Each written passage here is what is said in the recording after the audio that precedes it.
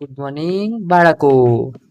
ફરી એકવાર આવી ગયા છે તમને ગણિત શીખવાડવા માટે અને તમારા પ્રોબ્લેમનું સરળતાપૂર્વક નિકાલ કરવા માટે.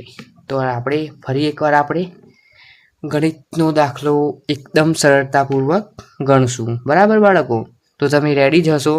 તો ચલો આપણે પ્રશ્ન તરફ જોઈ લઈએ કે કયા રીતનો પ્રશ્ન છે, કઈ રીતની સંખ્યા છે, જેથી આપણને સરળતાપૂર્વક ગણી શકીએ. તો ફરી એકવાર આપણે અહીં પ્રશ્ન જોઈ લઈએ.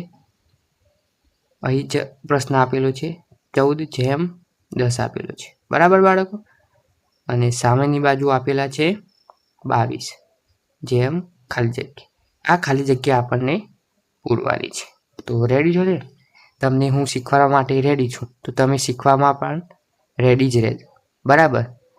પણ આમાં આ સંખ્યા શોધતા આ સંખ્યાને શોધવા માટે અંદર સરવાળા, બાદબાકી, ગુણાકાર અને ભાગાકારનો સંપૂર્ણપણે સમાવેશ થાય છે. બરાબર? અને તેની સાથે સાથે આપણે તેને વર્ક પણ કરી શકીએ છીએ અને શોધવા માટે તેને ઘન પણ કરીને સંખ્યા આપણે શોધવી પડે. તેના માટે તેનો બંનેનો પણ ઉપયોગ કરીએ છીએ. તો ફરી એકવાર આપણે જોઈ લઈએ કે 14/10 કઈ રીતે આવ્યા અને તેને કઈ સંખ્યા સાથે સરવાળો કરવાથી, કઈ સંખ્યા સાથે ગુણાકાર કરવાથી, કઈ સંખ્યા સાથે ભાગાકાર કરવાથી કે કઈ સંખ્યાનો વર્ગ કરવાથી તે સંખ્યા આપણને સામે મળે છે. તો બધા જ પ્રયત્નો કરી લેવાના અલગ અલગ રીતે ગણીને. તો 14/10 મળે તે જ રીતે તે સ્ટેપમાં આપણે 22 ખાલી જગ્યાનો જવાબ આપણે લાવશું. તો અહીંયા 14/10 કઈ રીતે આવ્યા તે આપણે જાણી લઈએ. અહીંયા તો સૌપ્રથમ તો એ લખશું 14/10. બરાબર બાળકો? તો આપણે હવે અહીંયા એક રીત અપનાવીએ. તો 14 ને 2 વડે ભાગવાથી કેટલો જવાબ મળે? તો આપણને 7 જવાબ મળે. બરાબર? હવે જવાબ તો આપણને 7 મળ્યો, પણ હવે તેનું વર્ક કરવાથી પણ આપણે અહીંયા એનો ઘન કરીએ. બરાબર? ઘન એટલે 7 × 7 × 7. 7ને 3 વખત ગુણાકાર કરવાનો, જેથી આપણને જવાબ મળશે 343. કેટલું મળશે બાળકો? 343. ફરી એક નવું સ્ટેપ લેવું પડશે. આ 343 અહીંયા લખ્યું આપણને. હવે આ સંખ્યાને આપણે સરવાળો કરીએ. બરાબર? તો અહીં 3 + 4 આપસમાં સરવાળો કરવાનો. 4 + 3. તો આ સંખ્યાનો જવાબ કઈ રીતના મળે? તો આપણે ગણી લઈએ. 3 પછી 4, 5, 6, 7. બરાબર? 7 ને પછી 3 ઉમેરવાના. 7, 8, 9 અને 10. બરાબર? તો આપણને અહીંયા 10 જવાબ મળ્યો. અહીંયા આટલા 3-4 સ્ટેપ કરવાથી અહીંયા આપણને 10 જવાબ મળ્યો. બરાબર? તો હવે અહીંયા જવાબ મળશે 14/10 મળ્યો જવાબ. બરાબર? 14ની સામે 14ની સાથે ભાગાકાર કર્યો પહેલાં, તો પછી તેનું ઘન કર્યું. ઘન કરવાથી જે જવાબ મળ્યો આપણને, તો તેમાં આપણે તે સંખ્યા આપસમાં સરવાળો કર્યો, ત્યારે આપણને 10 જવાબ મળ્યો. તે જ રીતે તે જ પેટર્નને આપણે 22માં કન્વર્ટ કરશું. તો આપણે અહીં લખશું 22 ખાલી જગ્યા. બરાબર?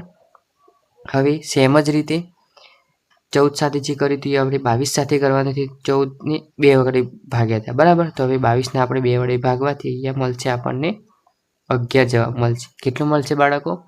આપણને મળશે 11 જવાબ. હવે આ 11ને અહીંયા લખી દઈએ સાઈડમાં. હવે નેક્સ્ટ સ્ટેપ કયું હતું? તો જે સંખ્યા મળે તેનો આપણને શું કર્યું હતું? ઘન કર્યું હતું.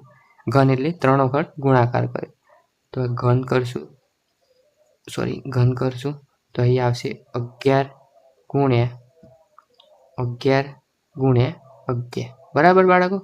હવે 11 × 11 કરવાથી કેટલો જવાબ મળે? તો આપણે જોઈશું. તો 11 × 11 કરવાથી આપણને મળશે 121. બરાબર બાળકો? શું મળશે આપણને? 121. તો હવે એ સંખ્યાનો આપણે શું કરવાનું છે? સરવાળો કરવાનો છે. બરાબર બાળકો? સરવાળો 1 + 2 + 1. તો હવે ગણી લઈએ તો 1 1 ની 2 ની 3 3 ને 1 4 જવાબ મળે. કેટલું જવાબ મળે બાળકો? 4 જવાબ. તો અહીં આપણને 4 મળ્યું. બરાબર? તો આપણો ફાઇનલ આન્સર. તો અહીં જવાબ મળશે 22ની સામેની બાજુ કેટલા આવશે બાળકો? તો 4 આવશે. તો આપણો સરળતાપૂર્વક દાખલો સંપૂર્ણપણે સાચો છે. તો અહીં 22ની જગ્યા અહીંયા આવશે 4. તો આપણે ખાલી જગ્યા સંપૂર્ણ રીતે સ્ટેપ બાય સ્ટેપ ગણી, બરાબર, અને ઉત્તર મેળવ્યો. બરાબર? તમે આવી જ રીતે આવા જ દાખલા જો પ્રોબ્લેમ હોય તો તમે શાંતિથી વિડીયો બધા જ 4-5 વિડીયો બનાવેલા છે, તમે શાંતિપૂર્વક જોઈ શકો છો અને તેને સરળતાપૂર્વક શીખી શકો છો. અને ગણિતમાં જો કોઈ બીજા પ્રકારનો પ્રોબ્લેમ હોય તો તમે કોમેન્ટમાં જરૂરથી જણાવજો, જેથી હું તમને મદદ કરવા આગળ વધીશ અને તમને સરળતા રીતે શીખવાડીશ. તો તમારે આ વિડીયો ગમ્યો હોય તો જરૂરથી લાઈક આપજો અને તમારા મિત્રો સાથે જેને શેર કરજો, જેથી ગણિતના વિષયમાં તમે સારા એવા ગુણ મેળવી શકો. બરાબર? તો ફરી એકવાર મળીશું નેક્સ્ટ વિડીયો સાથે અને આવા જ અવનવા દાખલાના સરળતા રીત અને સરળ સમજણ સાથે તમને શીખવાડવામાં આવશે. તો આપણે મળીશું નેક્સ્ટ વિડીયોમાં. તો ત્યાં સુધી ટાટા.